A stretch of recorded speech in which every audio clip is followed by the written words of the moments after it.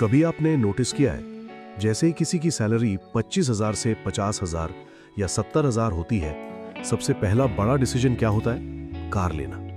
और अजीब बात यह है, उसी डिसीजन के बाद उनकी फाइनेंशियल लाइफ स्लो हो जाती है, सेविंग्स रुक जाती हैं, ईएमआई स्टार्ट हो जाती है और 2-3 साल बाद भी उनके पास कुछ खास वेल्थ नहीं होती। तो सवाल सिंपल है, कार लेना गलत है या टाइम गलत होता है? चलिए एक सिंपल एग्जांपल लेते हैं। मनोज एक 26 साल का जॉब होल्डर है, सैलरी 40,000 रुपए पर मंथ। उसका मंथली खर्चा रेंट 10,000 रुपए, फूड प्लस ट्रैवल 10,000 रुपए, बाकी लाइफस्टाइल 10,000 रुपए, बच गया 10,000 रुपए।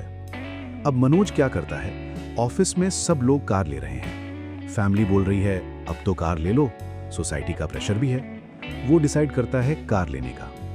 कार प्राइस 6 लाख रुपए, डाउन पेमेंट 1 लाख रुपए, लोन 5 लाख रुपए, ईएमआई अप्रॉक्स 11,000 रुपए पर मंथ 5 साल के लिए। अब दिक्कत यहां से स्टार्ट होती है। मनोज की सेविंग 10,000 रुपए थी, ईएमआई 11,000 हो गई, मतलब अब वो नेगेटिव में जी रहा है। यहां एक हिडन सिस्टम काम करता है, इसे बोलते हैं कंजम्पशन ट्रैप। आपको लगता है आप एसेट ले रहे हो, लेकिन एक्चुअली आप लायबिलिटी ले रहे हो। कार वैल्यू हर साल 20-15% गिरती है, मेंटेनेंस, फ्यूल, इंश्योरेंस अलग।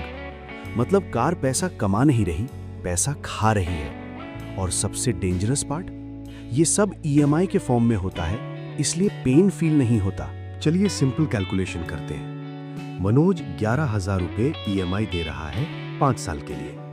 टोटल ईएमआई पेमेंट 11,000 रुपए इंटू 60 महीने, यानी कि 6.6 लाख रुपीस। और कार की वैल्यू 5 साल बाद अप्रॉक्स 2 से 3 लाख रुपए, मतलब 6.6 लाख रुपीस दिए, एसेट बचा 2.5 लाख रुपए, 4 लाख रुपए का लॉस। अब सोचो, अगर वही 11,000 रुपए इन्वेस्ट करता 12% रिटर्न पे, 5 साल में अप्रॉक्स 9 लाख रुपए हो सकते थे।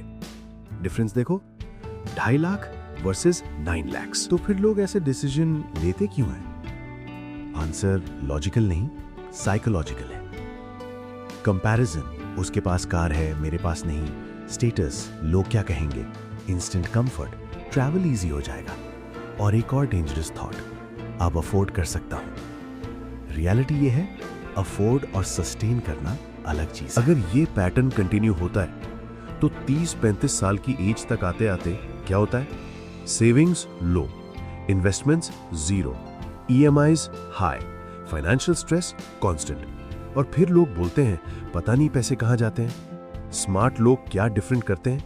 वो कार लेने से पहले एक सिंपल रूल फॉलो करते हैं। पहले एसेट्स बनाओ, फिर लाइफस्टाइल अपग्रेड करो।